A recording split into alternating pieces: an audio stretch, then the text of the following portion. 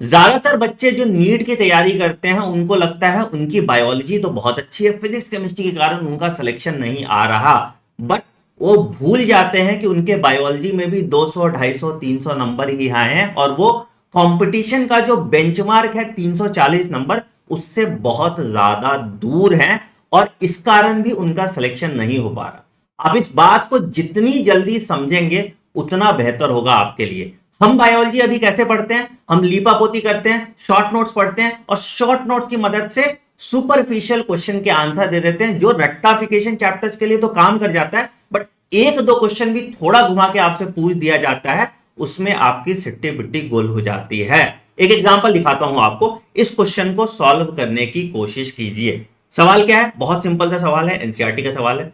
What is the probability of completely homozygous individual if parents are with genotype capital A small a capital B small b।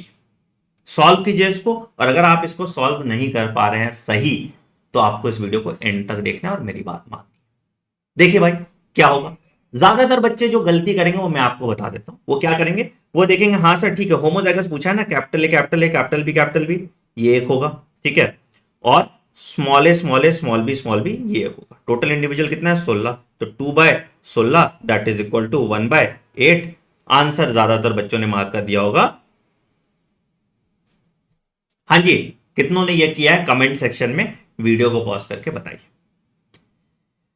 But अगर आपने इस question को पहले solve किया होता, या आपके क्लास में इस कॉन्सेप्ट को बताया गया होता, तो आप ये गलती नहीं करते। सवाल क्या पूछा बेटा, कंप्लीटली होमोजाइगस, तो आप देखो capital A capital A capital B small a small a small b small a capital B, और कैपिटल ए स्मॉल बी, ये दोनों भी तो कंप्लीटली होमोजाइगस है ना।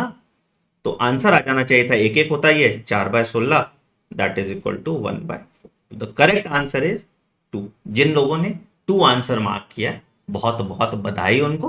बट आप कमेंट सेक्शन में जरूर बताइएगा क्या आपने क्वेश्चन पहले सॉल्व किया था या नहीं। अगर आपने पहले सॉल्व किया तभी आप ये सही बता पा रहे हो। अब इस तरह के क्वेश्चन में तुम एनसीईआरटी 10 बार पढ़ लो, 12 बार पढ़ लो, बट जब तक आपने इस तरह का सवाल प्रैक्टिस नहीं किया, या आपको ये स्पेसिफिक कॉन्सेप्ट क्लास में नहीं बताया है, आप क्वेश्चन में अटक जाओगे, और यहीं पे आप हार जाते हो कंपटीशन में। तो इस चीज को आपको ध्यान में रखना है, और इस वीडियो को देखना है कैसे हम स्पेसिफिकली कॉन्सेप्चुअल चैप्टर्स को पढ़ें, जिससे हम अपना मार्क्स बूस्ट कर पाए। अब देखिए, मैंने बायोलॉजी को पढ़ने के लिए एक चेकलिस्ट बनाई है आप सबके लिए, जो जनरली स्टैंडर्ड प्लेबुक है, सिंपल है, सबको पता है यही करना होता है। सबको पता है पेपर एनसीईआरटी से ही आता है। अब तुम बोल दोगे कि सर एनसीईआरटी से कहां आता, पिछले साल भी तो कुछ कुछ ऑप्शंस थे, ये सवाल था, इसमें देखो लूपस दिया हुआ है सर, ये तो एनसीईआरटी का नहीं है, ठीक है। फिर सर आप देखोगे यहां पे आओगे तो यहां पे आपको sigma factor, rho factor, TATA box दिया है, ये भी तो एनसीईआरटी का नहीं है। तो कैसे आ गया पेपर एनसीईआरटी से? बेटा जब आप इस तरह के सवाल सॉल्व करोगे तो आप ऑप्शन एलिमिनेट कर पाओगे। तो अगर आपने सिर्फ एनसीईआरटी भी पढ़ी है तो भी आप ऑप्शन एलिमिनेट करके इस तरह के सवाल सॉल्व कर लोगे, तो मतलब हम एज्यूम करेंगे कि ये क्वेश्चन एनसीईआरटी का ही है। एग्जैक्टली अलग से एनसीईआरटी के बाहर से कोई क्वेश्चन नहीं आता और ना ही आएगा, ठीक है। वापस आते हैं यहां, तो हमें एनसीईआरटी रिव्यू करनी है, बट एनसीईआरटी का हमें एटलीस्ट कॉन्सेप्ट मैप बनाना पड़ेगा हर टॉपिक का, और खास करके जो ऐसे टॉपिक जो फ्रीक्वेंटली आस्क्ड हैं, मतलब पीवाईक्यू के ट्रेंड देख के अगर कोई टॉपिक बार बार पूछा जा रहा है तो उनके कॉन्सेप्ट मैप बनाने बहुत इंपॉर्टेंट है। एनसीईआरटी में आपको पीवाईक्यू टैगिंग भी करनी है, जिससे आपको पता रहे कि कौन कौन से फ्रीक्वेंटली आस्क्ड टॉपिक है और क्वेश्चन कहां से आ रहा है, कैसा आ रहा है और आगे कैसा आ सकता है। फिर हर टॉपिक का टॉपिक वाइज क्वेश्चन सॉल्व करना है आपको, जिससे आपको कॉन्सेप्चुअल क्लैरिटी मिलेगी। चैप्टर खत्म होने के बाद एक चैप्टर वाइज मॉक टेस्ट करना है, पीवाईक्यू और एग्जाम्पलर साथ के साथ करना है, जिसको पीवाईक्यू टैगिंग भी हम कहते हैं। और फिर जब आपका पूरा सिलेबस खत्म हो जाए तो फुल सिलेबस टेस्ट की मदद से आपको रिवाइज करना है। फुल सिलेबस टेस्ट की मदद से आपको रिवाइज करना है जब आपका पूरा सिलेबस खत्म हो जाता है। And this playbook will give you at least 340 plus marks.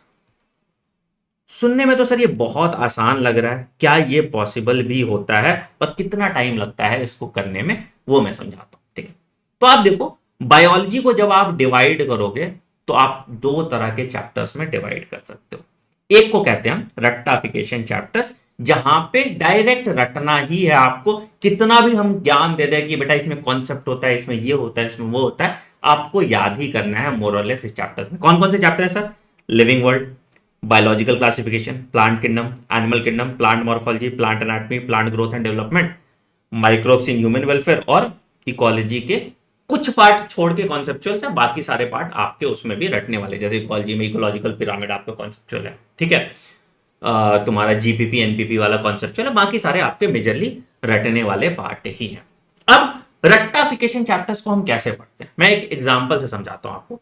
यह है हमारे एनसीईआरटी का सबसे फेमस पैराग्राफ, जिससे हर साल एक नहीं तो दो सवाल आता है एनसीईआरटी के सबसे छोटे चैप्टर्स के, जिसका नाम है माइक्रोब्स इन ह्यूमन वेलफेयर। ठीक है, अगर इसका सवाल तुम गलत करते हो तो मतलब तुमने बिल्कुल भी एनसीईआरटी नहीं पढ़ी है। अब क्या है कि ये देखो पैराग्राफ के फॉर्म में, मैंने फिर भी अंडरलाइन कर दिया तो तुम्हें फिर भी दिख रहा है कि हाँ ठीक है सर मैं पढ़ लूंगा। बट अगर इसी को मैं एक टेबल में बना दूं कि मैंने बना दिया एस्परजिलस नाइजर फंगस है, सिट्रिक एसिड प्रोड्यूस करता है, क्लोस्ट्रोबैक्टीरियम बटलिकम बैक्टीरिया है, बट्रिक एसिड प्रोड्यूस करता है, लैक्टोबैसिलस बैक्टीरिया है, लैक्टिक एसिड प्रोड्यूस करता है, सैक्चरोमाइसिस ईस्ट है, तुम्हारा तुम्हारा ब्रियोसिस या बेकरसिस है ना, तो वो प्रोड्यूस करता है, लाइपेस तुम्हारा डिटर्जेंट में यूज होता है। तो ऐसे करके अगर हम एक टेबल के फॉर्म में बना दें तो ये पूरा पैराग्राफ हमको पढ़ने और रिवाइज करने में 10 सेकंड लगेगा, और मेरे से कुछ भी ऐसा नहीं है जो मुझसे छूटेगा इस चैप्टर में या इस टॉपिक में जिसको मैं एग्जाम में सॉल्व नहीं करता। ठीक है, तो रट्टाफिकेशन चैप्टर्स की प्लेबुक बहुत ज्यादा सिंपल होती है। आपने एनसीईआरटी पढ़ी, एनसीईआरटी के साथ आप स्मार्ट नोट्स बनाइए। ये नहीं कि मैंने कहानी लिख लिया, इस केस में आपके स्मार्ट नोट्स होने। क्या होता है स्मार्ट नोट्स? तो स्मार्ट नोट्स ऐसे नोट्स होते हैं जहां पे आप बेटा कि आप टेबल के फॉर्म में, फ्लो चार्ट के फॉर्म में, या कुछ क्विक ट्रिक्स जिसको निमोनिक्स कहते हैं, या उसके फॉर्म में आपने पूरे एनसीईआरटी को इलस्ट्रेट कर लिया, जिससे आप एक चैप्टर को 5 मिनट से कम टाइम में पढ़ पा रहे हैं। उसी को स्मार्ट नोट्स कहते हैं। इसी स्मार्ट नोट में आपने फ्रीक्वेंटली आस्क्ड टॉपिक, ये वाला सवाल आया था, ऐसा सवाल आया था, टॉपिक्स डाल दिया। ठीक, ये आपने इसमें इसी स्मार्ट नोट्स में अपने साथ साथ मेंशन कर दिया। अब इसके बाद फिर आप टॉपिक वाइज क्वेश्चन करेंगे। ऑब्वियसली कहीं कहीं आप अटकेंगे, तो जो क्वेश्चन आपसे नहीं बन रहा, क्वेश्चन के लिए एक अलग नोटबुक रखेंगे जिसको हम मिस्टेक नोटबुक कहते हैं। टॉपिक वाइज क्वेश्चन के बाद आप चैप्टर वाइज टेस्ट देंगे जिसको हम एग्जाम ड्रिल कहते हैं, और इस चैप्टर टेस्ट के बाद आप फुल टेस्ट देंगे, फुल सिलेबस टेस्ट, जो रट्टाफिकेशन चैप्टर्स का भी आप कर सकते हो या पूरी बायोलॉजी का भी फुल टेस्ट आप कर सकते हो। अभी आप इसको लिमिट कर लो यहां चैप्टर टेस्ट तक ही। ठीक है, टॉपिक वाइज क्वेश्चन और चैप्टर टेस्ट में आपसे जो भी नहीं बन पा रहा, इन सब को आप एक कॉपी में लिखो जिसको हम कहते हैं मिस्टेक नोटबुक, और इस मिस्टेक नोटबुक को टॉपिक वाइज टैग कर दीजिए और रट्टाफिकेशन चैप्टर्स आपका कंप्लीट हो जाएगा। रट्टाफिकेशन चैप्टर्स में दो ही चीजें आपको देखनी पड़ती हैं। इस नोट्स को आपको रिवाइज करना है 5 टाइम्स रेगुलर बेसिस पे, ताकि आपको चीजें याद हो, और मिस्टेक नोटबुक को रिवाइज करना है आपको 10 टाइम्स। तो आपका एटलीस्ट इन चैप्टर्स में 0 एरर होता है, क्योंकि इसमें क्वेश्चन घुमा के नहीं पूछ सकता। तो यहां पे 100% एक्यूरेसी, या तो आपको आता है या नहीं आता, तो 100% एक्यूरेसी के साथ आप सॉल्व कर पाएंगे इन क्वेश्चंस को। कम से कम जो 60% क्वेश्चन है, 60% क्वेश्चन जो आपके बायोलॉजी में आता है वो इसी से आता है, और इसमें कोई गलती करने की गुंजाइश नहीं है अगर आप इन चैप्टर्स को इस तरह से पढ़ते हैं। और ये टाइम भी तुम्हारा बहुत बचाएगा, ये टाइम सेविंग होगा। एक बार तुमने नोट्स बना लिए तो तुम्हारा फिर टाइम बहुत ज्यादा बच सकता है। याद रखिएगा, हॉच पॉच नोट्स एकदम घिच पिच नहीं, एकदम साफ टेबुलर फॉर्म का नोट्स आप बनाइए, जिसको आप आसानी से पढ़ पाए। ठीक है, ये प्लेबुक होती है आपके रट्टाफिकेशन चैप्टर्स की। अब बात करेंगे सर कॉन्सेप्चुअल चैप्टर्स हम कैसे पढ़ें। कॉन्सेप्चुअल चैप्टर्स की बात करते हैं। अब बेटा कॉन्सेप्चुअल चैप्टर्स में बाकी सारे चैप्टर जो रिमेनिंग है वो सारे कॉन्सेप्चुअल चैप्टर्स आ गए। सेल बायोलॉजी, तुम्हारा human physiology, plant physiology, reproduction, genetics, biotechnology, human health and disease, सारे जो चैप्टर्स हैं ये सब के सब कॉन्सेप्चुअल चैप्टर्स। और कॉन्सेप्चुअल चैप्टर में जो एनसीईआरटी है वो प्याज की तरह खुलती है। खास करके चैप्टर्स तुम रिप्रोडक्शन देख लेना, ठीक है, या तुम चैप्टर देख लेना जेनेटिक्स का एक आध पैराग्राफ, इंजाइम वाला जो पैराग्राफ है, एक आध पैराग्राफ इतना खतरनाक है कि इसको समझने में आपको बहुत ज्यादा टाइम लगता है। तो कॉन्सेप्चुअल चैप्टर में आपको रिवर्स इंजीनियर करके पढ़ना चाहिए। पहले आप क्लास नोट्स बनाइए जो भी आपके क्लास में डिटेल में पढ़ाया जा रहा है। क्लास नोट के बाद आप एनसीईआरटी रिव्यू कीजिए और स्पेसिफिक जो एनसीईआरटी लाइन है जो कंफ्यूजिंग है, जहां से सवाल आ सकता है, उस एनसीईआरटी लाइन को आप अपने क्लास नोट्स में ऐड कर लीजिए, अलग सा सेक्शन बना के कि एनसीईआरटी कंफ्यूजन या एनसीईआरटी प्याज, मैं कहता हूं एनसीईआरटी प्याज के तरफ, ठीक है, आप इसको अपने क्लास नोट्स में ऐड कर लीजिए। ठीक है, फ्रीक्वेंटली आस्क्ड टॉपिक, कोई भी टॉपिक है जिस पे सवाल आया और वो कॉन्सेप्ट है, उसका एक कॉन्सेप्ट मैप अलग से बनाइए और जिसपे जितने तरह के सवाल आ सकते हैं वो सारा सवाल यहां मेंशन कीजिए। टाइप्स ऑफ क्वेश्चन, जैसे मैंने जेनेटिक न्यूमेरिकल को एक कॉन्सेप्ट मैप बनाया, ठीक है, और उस पर बना लिया। मैंने पेडिग्री एनालिसिस को एक क्वेश्चन मैप बनाया, उस पर टाइप्स ऑफ क्वेश्चन कर दिया। जेनेटिक डिसऑर्डर को एक टाइप क्वेश्चन मैप बना दिया, उस पर टाइप्स ऑफ क्वेश्चन कर दिया। ठीक है, उसके बाद again same drill, topic wise question, अच्छे रिसोर्स से जहां पे आपको हर तरह का क्वेश्चन हो, क्योंकि यहां पे आप फंस सकते हो। कैसा क्वेश्चन होना चाहिए सर? डायरेक्ट क्वेश्चन होने चाहिए बिल्कुल एनसीईआरटी से लाइन, ताकि आप एनसीईआरटी लाइन से एक्वेंटेड हो। ठीक है, उसके बाद आपका हो सकता है असर्शन रीजन क्वेश्चन, उसके बाद आपका हो सकता है मैच द फॉलोइंग क्वेश्चन, उसके बाद आपका हो सकता है डायग्राम बेस्ड क्वेश्चन, उसके बाद आ सकता है आपका स्टेटमेंट बेस्ड क्वेश्चन, और उसके बाद कुछ जैसे अभी मैंने क्वेश्चन दिया that is critical thinking question. तो आपके पास जो भी रिसोर्स यूज कर रहे हो आप क्वेश्चन बैंक का, वहां पे ये सब कुछ होना चाहिए। ठीक, टॉपिक वाइज क्वेश्चन के बाद आप एक चैप्टर टेस्ट दीजिए अगेन, जो ब्लेंड हो इन सब का, और चैप्टर टेस्ट में आप देखिए आप कैसा परफॉर्म कर रहे हो, और अगेन सेम चीज आप मिस्टेक नोटबुक में ऐड कर लीजिए, और इससे आपका पूरी बायोलॉजी सिस्टमैटिक तरीके से लेस देन 200 आवर्स में कंप्लीट हो जाएगी। और जब आप रिवाइज करो तो आप सिर्फ और सिर्फ अपने क्लास नोट्स और उधर सिर्फ और सिर्फ अपने शॉर्ट नोट्स या स्मार्ट नोट्स से आप रिवाइज कर पाओगे, और जो आपका एनसीईआरटी पढ़ने का टाइम है वो टाइम 90% तक कम हो जाएगा। तो जो बच्चा एनसीईआरटी पढ़ के एकदम टाइम लगाएगा रिवाइज करने में, वही चीज, जैसे आप देखो ये वाला पैराग्राफ है स्पर्मेटोजेनेसिस वाला, तो आप देखोगे कि ये तुरंत है टैबुलर फॉर्म में आप इसको बना सकते हो, है ना, कि स्पर्मेटोजेनेसिस कहां से स्टार्ट हो रहा है, तो आप बना दोगे anterior pituitary, LH, FSH, LH क्या करता है, एफएसएच क्या करता है, एक फ्लो चार्ट के फॉर्म में आप इसको अच्छे से समझा पाओगे। और कुछ कॉन्सेप्चुअल लाइन है, जैसे मान लो कि यहां पे एक पॉइंट लिख दिया, Sertoli cells and stimulate secretion of some factors that helps in release in spermiogenesis. तो ये सम फैक्टर क्या है, इन एनसीईआरटी के गैप्स को आप फिल करोगे अपने नोट्स की मदद से, और पूरी बायोलॉजी आपकी अच्छे तरीके से कंप्लीट हो जाएगी। उसके बाद टॉपिक आता है कि फिर रिवीजन कैसे करें। तो रिवीजन आपको जो है बेटा वो थ्योरी पढ़ के नहीं करना है, सिंपल सा चीज है। आप क्या करेंगे, आप पहले यूनिट टेस्ट देंगे बायोलॉजी का, आपने चैप्टर वाइज टेस्ट ऑलरेडी कर लिया, तो अब unit test, diversity in living world का एक यूनिट टेस्ट दे दिया मैंने, ठीक है, फिर प्लांट मॉर्फोलॉजी, प्लांट एनाटॉमी का मैंने एक यूनिट टेस्ट दे दिया, फिर प्लांट फिजियोलॉजी का यूनिट टेस्ट दे दिया, ह्यूमन फिजियोलॉजी का 2 यूनिट टेस्ट दे दिया। यूनिट टेस्ट का रिवीजन आप कैसे करेंगे, तो आप रिवीजन करेंगे इसका यूनिट टेस्ट के लिए क्लास नोट से प्लस मिस्टेक नोटबुक से, ठीक है। और फिर भी आपके टेस्ट में कुछ गलती आ रहा है तो अगेन उसको फिर से और ऐड कर देंगे आप मिस्टेक नोटबुक में, और अगर कोई कॉन्सेप्ट में आप अटक रहे हो तो उस कॉन्सेप्ट को रिविजिट करेंगे। तो आप सिर्फ उस स्पेसिफिक कॉन्सेप्ट को रिविजिट करेंगे जहां पे आप अटक रहे हैं। फिर उसके बाद जब आपका पूरा यूनिट टेस्ट खत्म हो गया तो आप फिर फुल टेस्ट देना स्टार्ट कर दोगे, और कम से कम आप 20 full test to start with दो, ठीक है।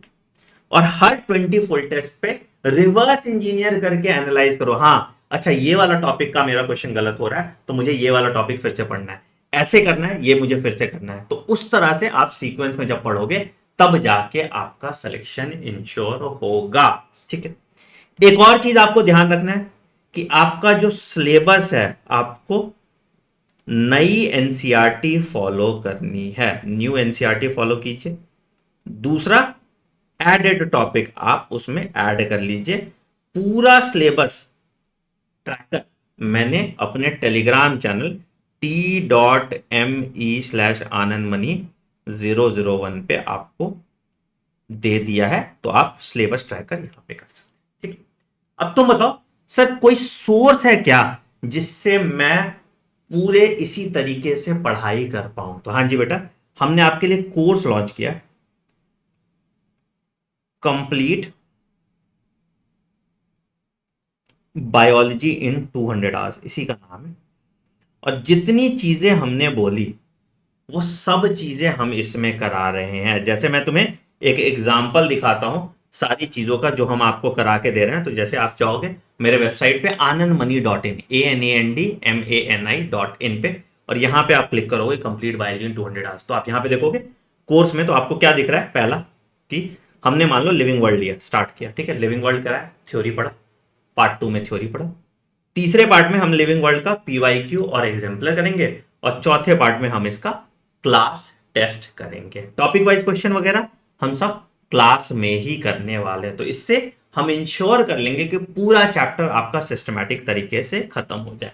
क्लासेस की टाइमिंग सर आपका मंडे टू फ्राइडे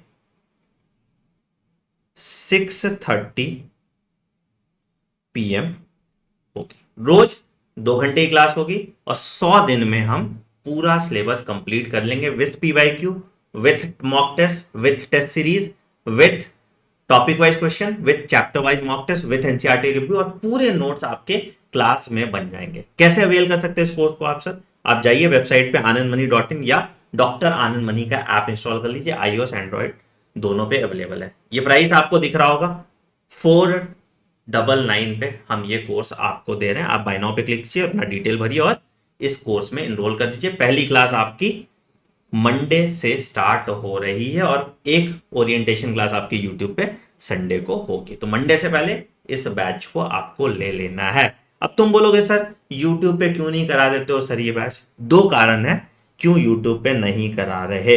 पहला चीज, यूट्यूब पे क्या होता है, फ्री की चीज ना किसी को हजम नहीं होती। तो यूट्यूब पे क्या होता है कि पहला, ना तुम कंसिस्टेंट रहोगे ना मैं कंसिस्टेंट रहूंगा, तो कंसिस्टेंसी की दिक्कत है, इसलिए मैंने छोटी गुरु दक्षिणा ली,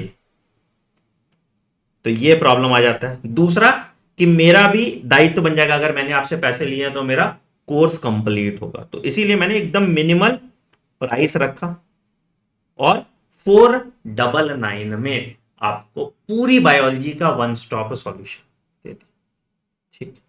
तो ये आप जरूर ले लीजिए। अब बोलोगे सर क्वेश्चन आप दोगे? हाँ बेटा, सब क्वेश्चन, क्लास नोट्स, लेक्चर सब कुछ आपके पास रहेगा, मतलब सारी क्लासेस लाइव होंगी, ठीक है, बिल्कुल।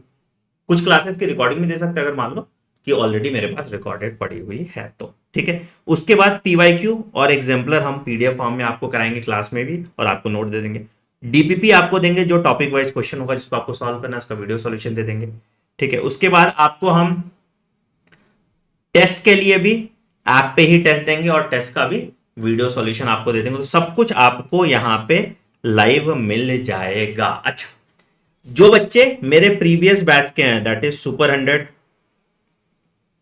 निश्चय, उनके लिए, या बायोलॉजी का जिसने कोर्स लिया पहले वाला, उनके लिए ये कोर्स फ्री है। आपको इस कोर्स का भी एक्सेस रहेगा, तो आपको अलग से इस कोर्स को परचेज करने की जरूरत नहीं है। बट आप जो क्लास वहां बायोलॉजी करें सेम क्लास ही यहां रिपीट होगी, तो आपको दोबारा देखने की भी जरूरत नहीं है, ठीक है। तो मैंने डिटेल में तुम्हें समझा दिया कैसे बायोलॉजी में आप 360 मार्क्स ला सकते हैं, एटलीस्ट 340 प्लस मार्क्स ला सकते हैं। तो फटाफट इस कोर्स में एनरोल कीजिए और आप मेरे साथ जुड़ जाइए। इस कोर्स में हम सिर्फ 1000 बच्चे लेंगे, तो जो पहले 1000 बच्चे होंगे उनको ही इनरोलमेंट लेंगे, तो आज ही इनरोल कर लीजिएगा। Thank you. मिलते हैं अगले वीडियो में। कमेंट सेक्शन में बताइए कैसा लगा ये इनिशिएटिव और मिलते हैं अगली क्लास में। Take care, bye bye, have a great day. Thank you.